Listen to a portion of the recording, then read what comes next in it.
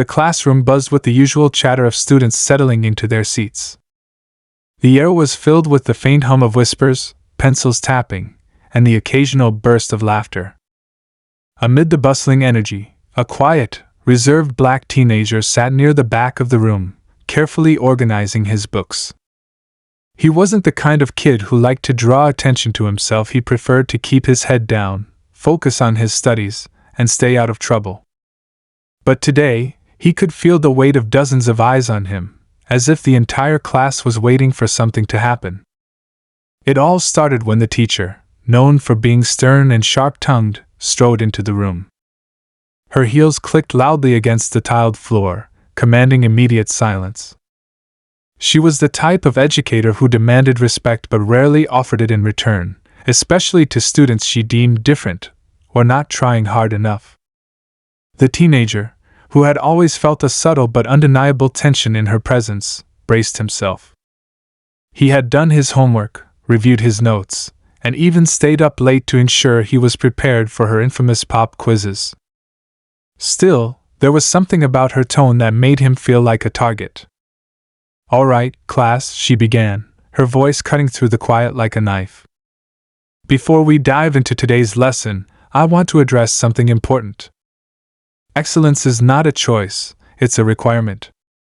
And I expect everyone to meet that standard." Her gaze swept across the room before landing squarely on the teenager. Everyone. He shifted uncomfortably in his seat, sensing that her words were meant for him. Sure enough, she walked over to his desk, picked up his notebook, and held it up for the class to see. "This," she announced, flipping through the pages with exaggerated disdain, "is an example of what not to do.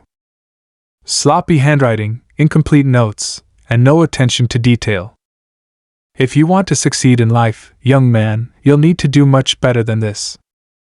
The room fell into an awkward silence, broken only by a few stifled giggles from the back. The teenager's face burned with embarrassment. He wanted to explain that his handwriting wasn't sloppy, it was the result of a mild motor skill issue he'd been working on since elementary school. But he knew better than to speak up. In this classroom, defending yourself only made things worse. As the teacher continued her critique, the boy stared at his desk, wishing he could disappear. His classmates exchanged knowing glances, some looking uncomfortable, others amused. He could hear a few whispers from the corners of the room, fragments of sentences like typical and not surprised. Each word felt like a pinprick, small but sharp, leaving a sting that lingered. Just when it seemed like the moment couldn't get any worse, the teacher asked him to stand up. Reluctantly, he pushed back his chair and rose to his feet, his knees shaking slightly. "Now," she said, her voice dripping with condescension, "tell the class why you think this kind of work is acceptable. Go ahead. We're all waiting." The teenager opened his mouth, but no words came out. He felt like he was caught in a bad dream, the kind where you try to run but your feet won't move. The silence stretched on, thick and suffocating, until the teacher finally sighed and dismissed him with a wave of her hand. "Sit down. Clearly, you don't have an answer." As he sank back into his seat, the humiliation settled in like a heavy weight on his chest. He could feel the tears welling up in his eyes, but he refused to let them fall. Not here. Not in front of everyone. What the teacher didn't realize and what the rest of the class would soon discover was that this moment, as painful and humiliating as it was, would be the catalyst for something extraordinary. What happened next would not only change the teenager's life but would also leave the entire school community reeling. And absolutely no one was prepared for what was about to unfold. The rest of the school day felt like an eternity. The teenager kept his head down, avoiding eye contact with anyone, and tried to focus on the rhythm of the ticking clock at the front of the room. Each second that passed brought him closer to the final bell, to freedom, and to the safety of his small, cluttered room at home, a space where the outside world couldn't reach him. But as much as he wanted to leave the day behind, the scene in the classroom replayed over and over in his mind. Every glance, every stifled laugh, and every harsh word from the teacher seemed to echo louder the more he tried to push it away. He clenched his fists under his desk, his nails digging into his palms as he struggled to keep his emotions in check. He couldn't afford to cry now. Not here. Not when he already felt like the smallest person in the room. At lunch, he found his usual spot under the large oak tree near the edge of the schoolyard. It was quiet there, away from the noise and chaos of the cafeteria, where cliques formed and gossip spread like wildfire. He pulled out the sandwich his mom had made that morning, though he wasn't hungry. He just needed something to do with his hands to distract himself from the heaviness sitting in his chest. A few kids walked by, casting glances in his direction. Some whispered, while others just stared, their expressions a mix of curiosity and pity. He hated it. The last thing he wanted was to be the center of attention, but somehow, today had made him exactly that. "Hey," a voice called out. He looked up to see a girl standing a few feet away, her face kind but cautious, like she wasn't sure if she was welcome. He recognized her from one of his classes but didn't know her name. "Mind if I sit here?" He shrugged, not trusting his voice to sound steady. She took that as a yes and plopped down on the grass beside him, setting her lunch tray on her lap. For a moment, neither of them spoke. The sounds of distant laughter and the rustling of leaves filled the silence. "I saw what happened earlier," she said finally, her tone careful. "That wasn't right." He didn't respond, staring at the ground as if the dirt and grass held answers to questions he couldn't articulate. She didn't press him, instead taking a bite of her sandwich and waiting, giving him space to decide if he wanted to talk. After a while, he sighed and looked at her. "It doesn't matter," he said quietly, his voice barely above a whisper. "It's not like anything's going to change." "Maybe not," she replied, "but that doesn't mean it was okay. You didn't deserve that." Her words hung in the air, both comforting and unsettling. He wasn't used to people standing up for him, even in such a small way. It made him feel seen, but it also reminded him of how invisible he usually was. After lunch, the day dragged on, each class blending into the next. By the time the final bell rang, he felt drained, like he had run a marathon without moving an inch. He gathered his things slowly, waiting for the classroom to empty before making his way to his locker. The halls were filled with the usual after-school chaos, students rushing to catch buses, lockers slamming shut, and teachers calling out last-minute reminders. As he turned the corner, he nearly collided with a group of boys from his math class. They stopped and looked at him, their expressions unreadable. For a moment, he thought they might say something cruel, but instead, one of them smirked and muttered something under his breath that he couldn't quite catch. The others laughed, and they walked away, leaving him standing there, feeling smaller than ever. By the time he got home, he was completely spent. His mom was in the kitchen, humming softly as she prepared dinner. She turned and smiled when she saw him, but her expression shifted to concern when she noticed the look on his face. "Rough day?" she asked gently. He nodded, dropping his bag by the door and heading straight to his room. He didn't have the energy to explain, and even if he did, he wasn't sure where to start. His mom called after him, asking if he wanted to talk, but he just mumbled something about being tired and shut the door behind him. In the quiet of his room, he finally let himself feel the weight of the day. He sank onto his bed, staring at the ceiling as tears welled up in his eyes. He felt angry, embarrassed, and helpless all at once, a storm of emotions he didn't know how to process. He thought about the teacher, the classmates who had laughed, and the boy who had whispered as he walked by. Most of all, he thought about the girl at lunch, whose simple kindness had stuck with him more than he expected. He didn't know what tomorrow would bring, but one thing was certain, he couldn't keep going like this. Something had to change. But how? And what would it take to finally make people see him for who he really was? As he lay there, lost in thought, a new determination began to flicker inside him. It was small and fragile, like the flame of a single candle in the dark, but it was there. And though he didn't know it yet, that tiny spark would soon ignite a chain of events that no one, neither his teacher, his classmates, nor even he himself could have ever anticipated. The next morning, the teenager woke up feeling different. He wasn't sure if it was the sleep that had restored him or something else, but a flicker of determination burned brighter than the shame from the day before. He had spent most of the night lying in bed, replaying the events, trying to make sense of everything. He was tired of being the one everyone picked on, the one who always just sat quietly and took it.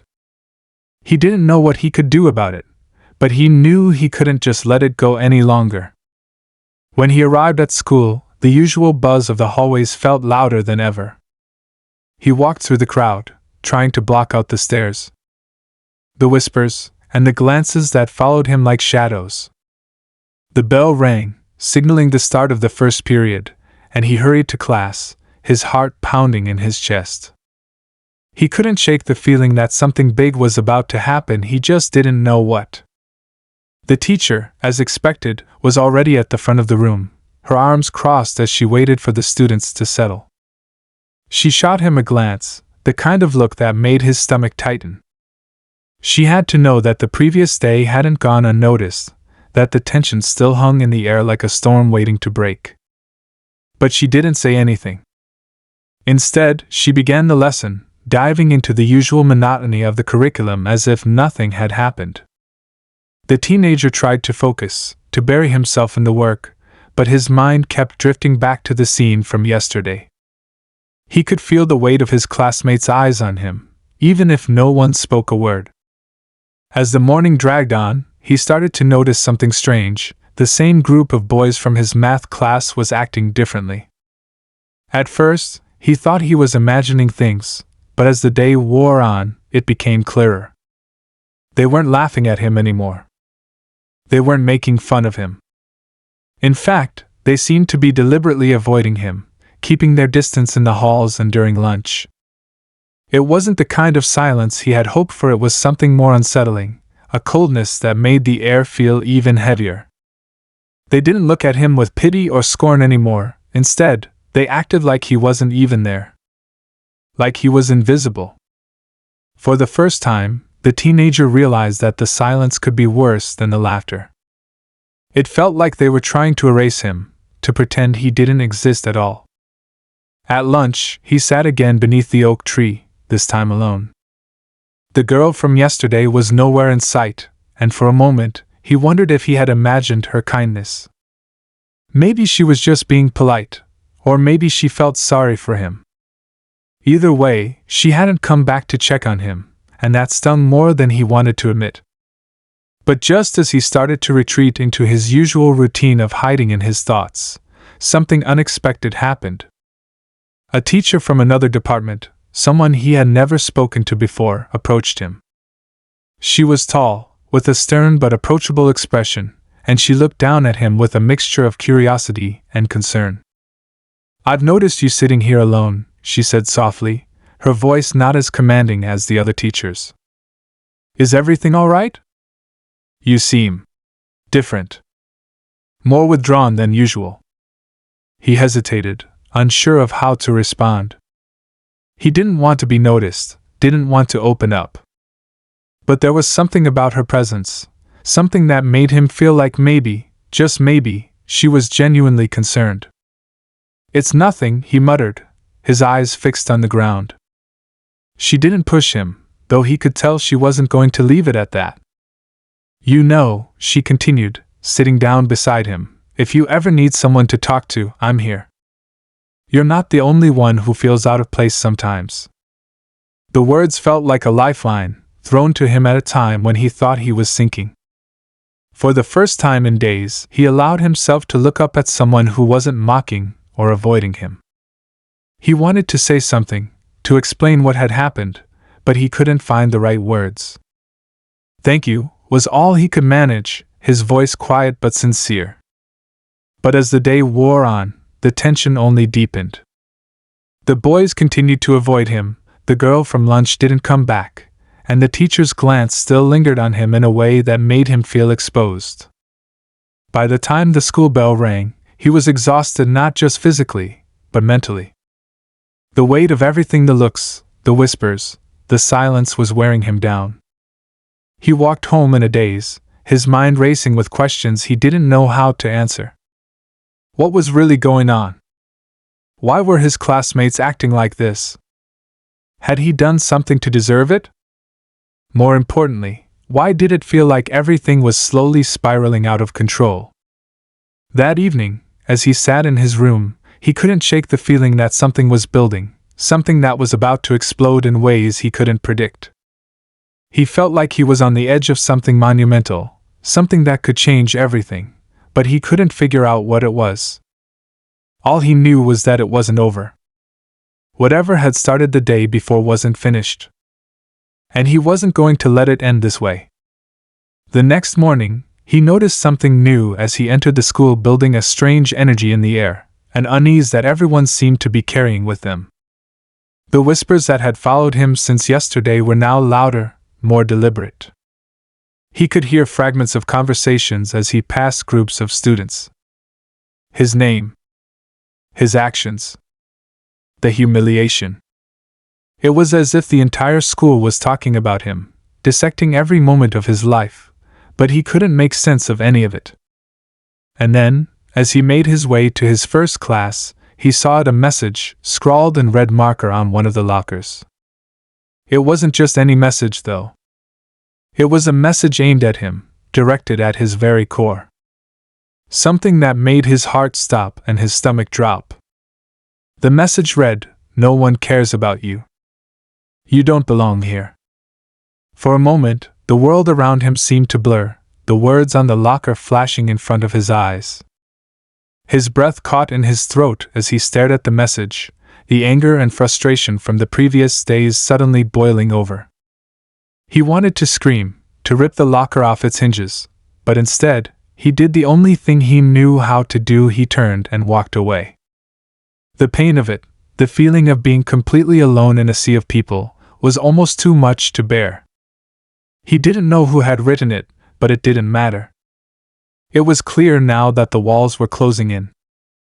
His classmates were distancing themselves, the teachers were oblivious, and the loneliness felt more suffocating than ever.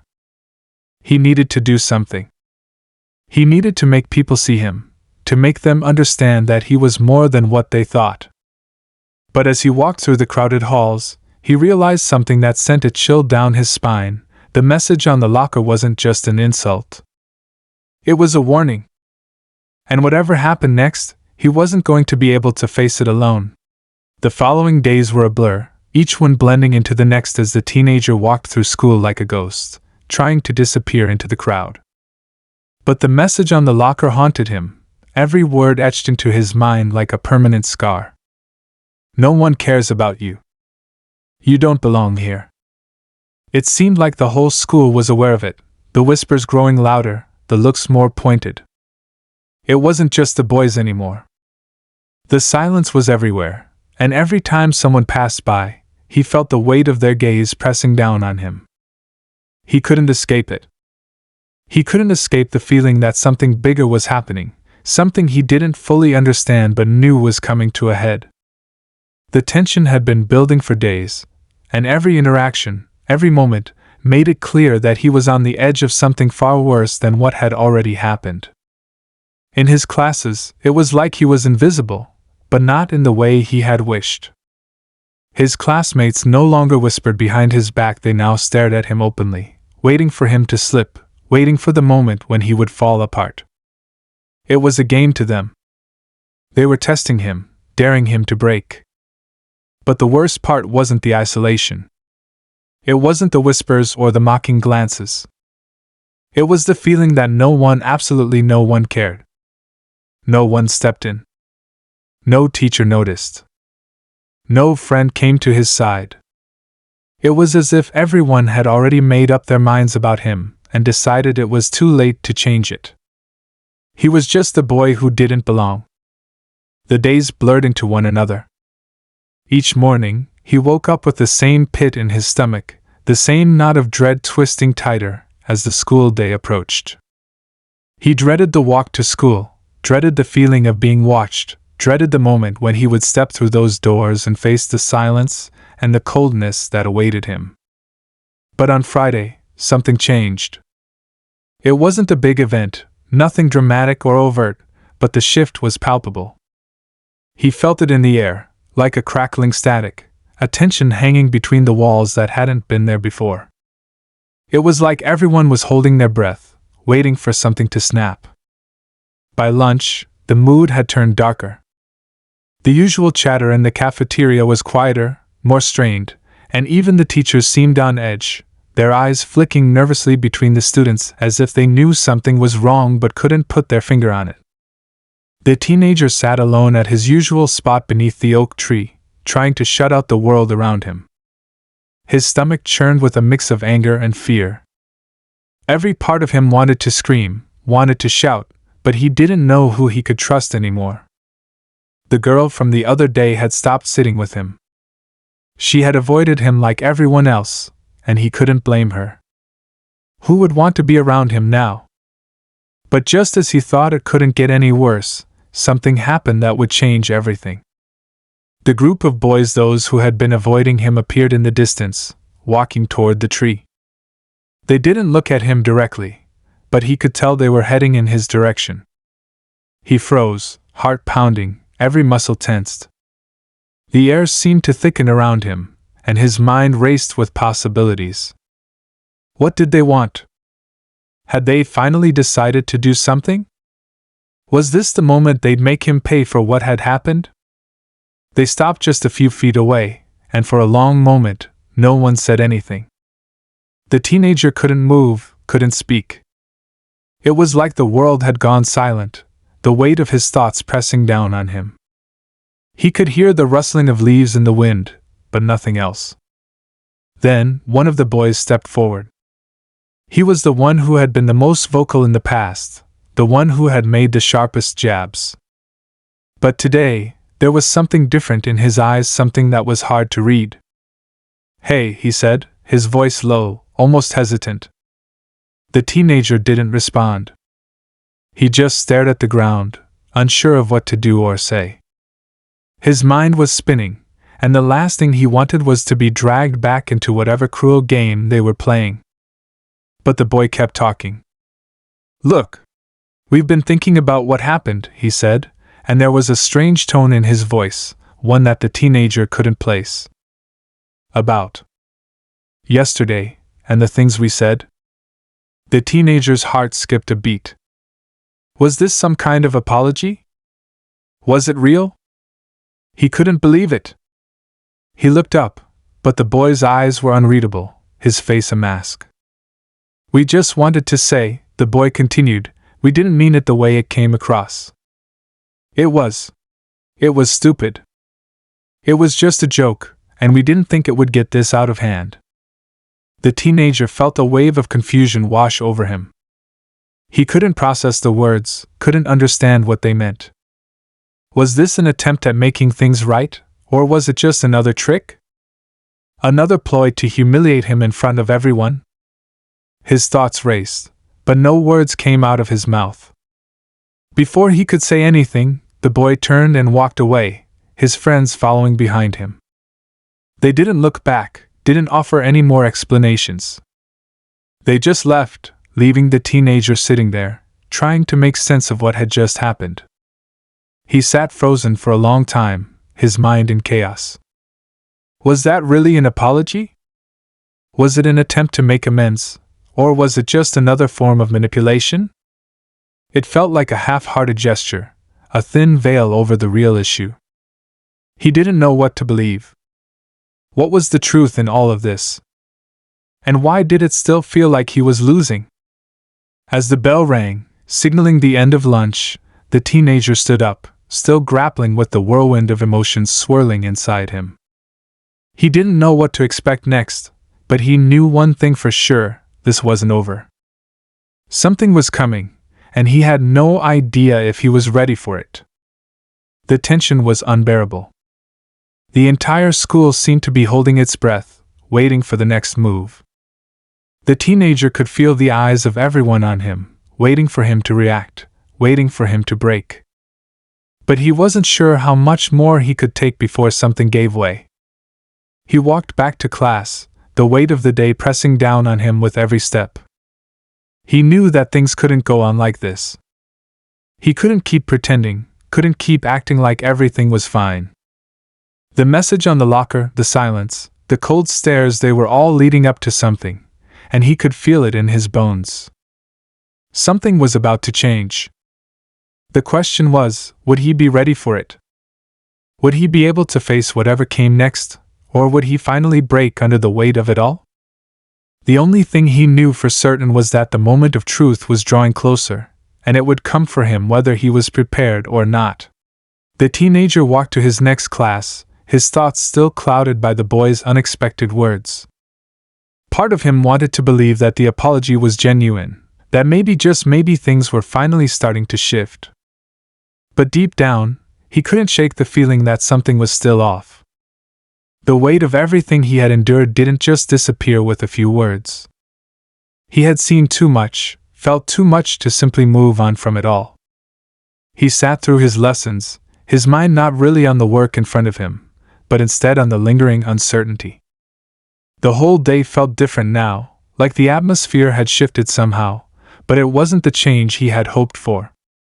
He had been hoping for peace, for a chance to heal, but all he could feel was the calm before a storm. There was an unsettling silence that hovered around him, heavier than before. And then, as he was packing up his things to leave school for the day, something unexpected happened. The noise of the students bustling through the hallways was suddenly pierced by the shrill ring of an announcement over the loudspeakers. The principal's voice came through, stern and clipped.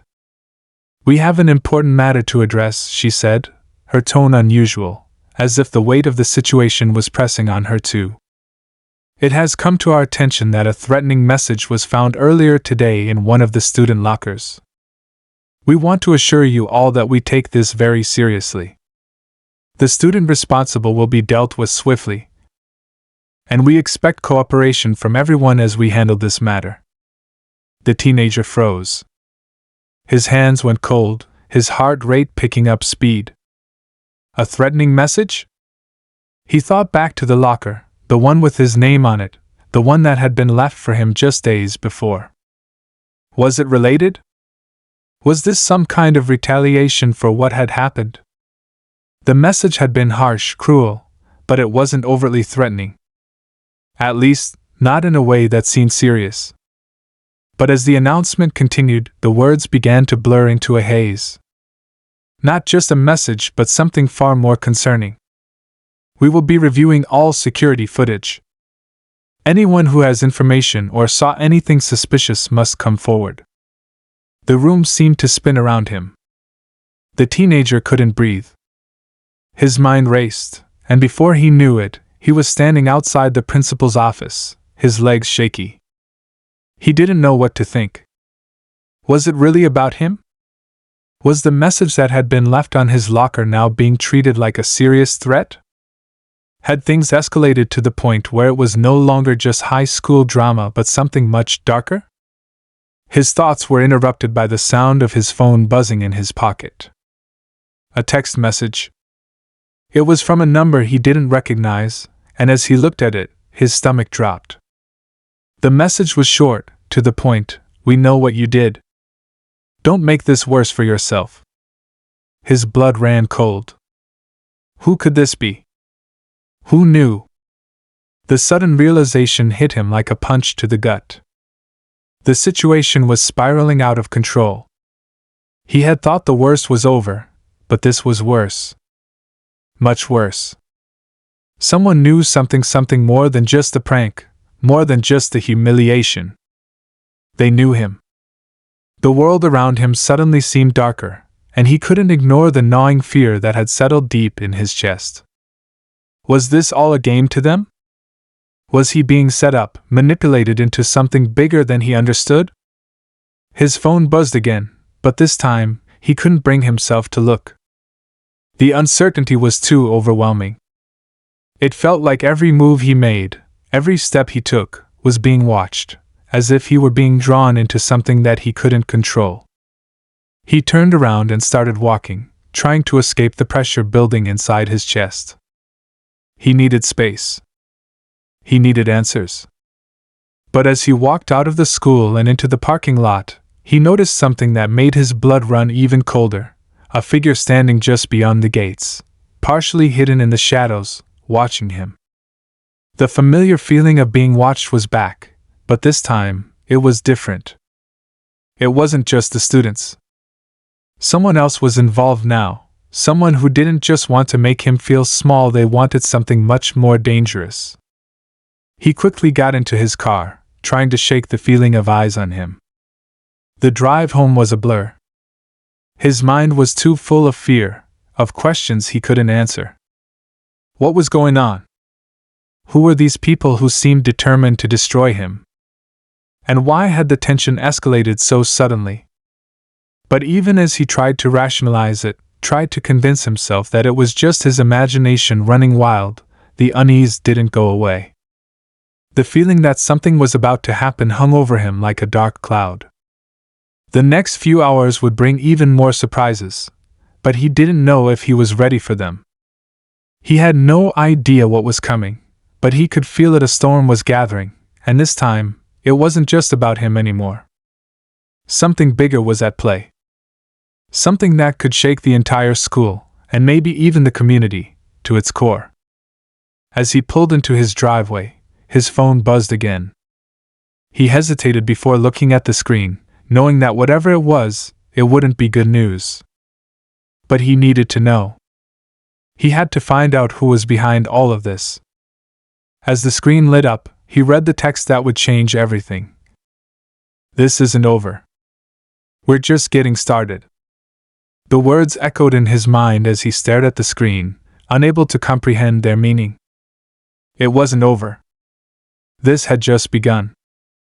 And no matter what he did, he couldn't escape what was coming next.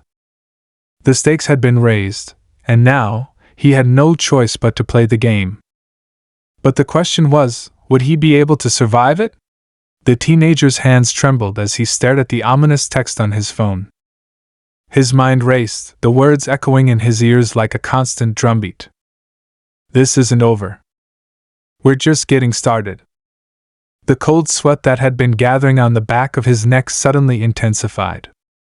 There was no turning back now. Whatever was happening, whatever had been set in motion, it was about to escalate even further. He couldn't stay home. Not like this. Not with everything spiraling out of control. He needed answers. He needed to face whatever was coming head on, before the unknown became something far worse. Without thinking, he grabbed his keys and rushed out of the house, heart pounding, feet moving faster than his thoughts could keep up with. He drove through the streets, every turn feeling like a gamble, every shadow seeming darker than before. But he couldn't stop. He couldn't sit idly by while something dangerous hovered over him. The school parking lot was nearly empty by the time he arrived, save for a few cars. His stomach twisted as he parked, the familiar fear creeping up his spine once again. But this time, there was no one standing by the gates. No one watching from the shadows. It was as though the entire place had been abandoned, a ghost town after the chaos that had unfolded. He stepped out of the car, his breath shallow as he scanned the area. The silence was unbearable. His phone buzzed again, and this time, his fingers were quick to unlock it. It was a new message, but the sender was someone he had never seen before. No number, just a name, Watcher. The text was simple: "Meet me at the back of the school." Now. He knew what he had to do. There was no other choice.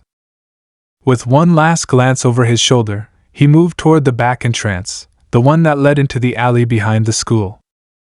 His steps were heavy, his heart thumping louder with every inch closer he got. And then, he saw it. A figure standing just beyond the alley, their face hidden in the shadows. They didn't move, didn't speak, but the feeling of being watched was overwhelming. He approached cautiously, the words of the mysterious messages still haunting him. "Who are you?" he called out, his voice steady despite the fear gripping him. The figure stepped forward, revealing only a silhouette in the dim light. "I'm the one who's been watching," came the voice, deep, almost mechanical. "The one who's been pulling the strings." The teenager's mind spun. "What do you want from me?" The figure didn't answer right away. Instead, they pulled out a phone, swiping quickly before turning it toward him. The screen lit up, and he saw something that made his blood run cold. It was a recording of him. But it wasn't just any video. It was a recording of the moment he had been humiliated in class, the moment that had set everything in motion. But there was more. As the video played, the figure spoke again. "You see, this isn't just about you. It's about everyone who has ever felt like they were overlooked, forgotten. It's about creating change. You were the perfect subject, the perfect catalyst." The teenager's head spun. "What? What do you mean? What's happening?" "Everything," the figure replied, "is a part of a larger plan. You were the spark. The message, the humiliation, the threats, it was all meant to push you to this point. To make you question everything." Suddenly, everything began to make sense, but in a way that didn't offer any comfort. This wasn't about him alone. It wasn't just a cruel prank. It was part of a carefully crafted plot, a web of manipulation and fear, designed to cause a reaction, to force him into playing a role in something far bigger than himself. "And now?" the teenager asked, voice shaking. The figure smiled, though it wasn't visible. "Now? Now you decide. Will you take control of your story, or will you let it continue to be written for you?" The words were like a challenge, a dare. His mind raced. He didn't know what to do, what to think. The feeling of being trapped, of having no control, was overwhelming. The figure seemed to sense his hesitation. "You still have power," they said, their voice suddenly softer. "You just have to claim it." Before the teenager could respond, the figure turned, fading back into the shadows as quickly as they had appeared. The silence that followed felt suffocating. His thoughts were a whirlwind of confusion, anger, and fear. What had just happened? Who was behind this? And why had it all come down to him? He stood there for a long time, unsure of what to do next. The video, the messages, the threats, they had all been part of a twisted game, one that he hadn't even realized he had been playing. But now, it was clear, he had been pushed to a breaking point, and everything depended on how he chose to respond. He had the power to end this, to break the cycle. But the price? That was the real question. As he turned to leave, the feeling of eyes on him returned, this time stronger than ever. The game wasn't over. It had only just begun. The last twist was yet to come, and this time, it wouldn't be as simple as walking away. A new message flashed across his phone, and he hesitated before opening it. "You're not done yet. The world is watching, and you've just become part of the bigger picture." In that moment, he realized something even more chilling. The story wasn't just about him anymore. It was about everyone who had ever been pushed too far, everyone who had ever been manipulated or humiliated. And now, they were all part of the same twisted narrative, with the teenager as the reluctant hero. What came next, he had no way of knowing. But one thing was certain, this wasn't just about survival anymore. It was about changing everything. The final battle had just begun, and the stakes were higher than ever. The teenager stood still for a moment, his heart racing in his chest as the final message buzzed on his phone. The weight of it all pressed down on him, every event that had led him here, the tension, the fear, the manipulation. Everything he had been through, the humiliation in class, the mysterious messages, the figure in the shadows, it all felt like a dream, or a nightmare he couldn't escape. But it was real. And now, he had a choice to make. A choice that would determine his future, his destiny, and whether he could take back control. His hands clenched into fists. He knew what needed to be done. He couldn't live in fear anymore, couldn't keep wondering who was behind all of this. It was time to confront it head on. With determination, he walked out of the alley and into the heart of the school once again. This time, though, it was different. The hallways were still eerily quiet, but this time, there was no doubt in his mind that the power he sought was within reach. He wasn't going to let this twisted game control him any longer. The figure from the shadows had been right about one thing: this wasn't just about him. It was about everyone who had been forced to feel like they didn't matter, about every single person who had been made to feel small or insignificant by society, by the system. It was about the unseen, the overlooked, the ones who had suffered in silence. As he walked toward the main office, he saw a few students lingering by their lockers, talking in low tones.